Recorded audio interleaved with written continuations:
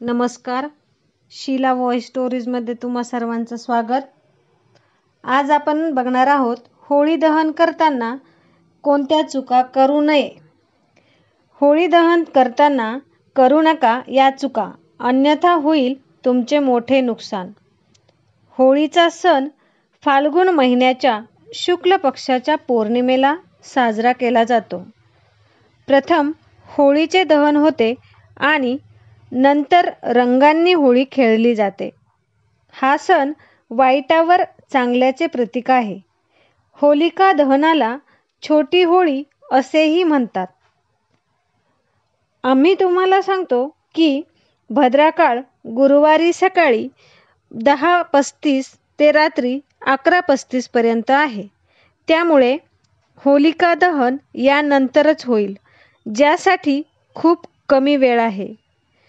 पूजा करताना अनेकदा भक्तांकडून नकळत चुका होतात, म्हणूनच त्यांना पूजेचे योग्य फायदे मिळत नाहीत आणि उलट त्यांचे मोठे नुकसान होते। छोटी होळी। होलिका दहन 2025 वर काय करावे आणि काय करू नये याबद्दल सविस्तर जाणून घेऊया। काय करावे? होलिका दहन करण्यापूर्वी भगवान विष्णू, प्रल्हाद आणि होलिका यांची पूजा करा। अग्नीला तिलक, रोली, तांदूळ आणि फुले अर्पण करा। ईशान्य दिशेला होलिका जाळणे शुभ मानले जाते, म्हणून या दिशेला पूजा करा। होलिकासाठी शेणाची मूर्ती वापरा।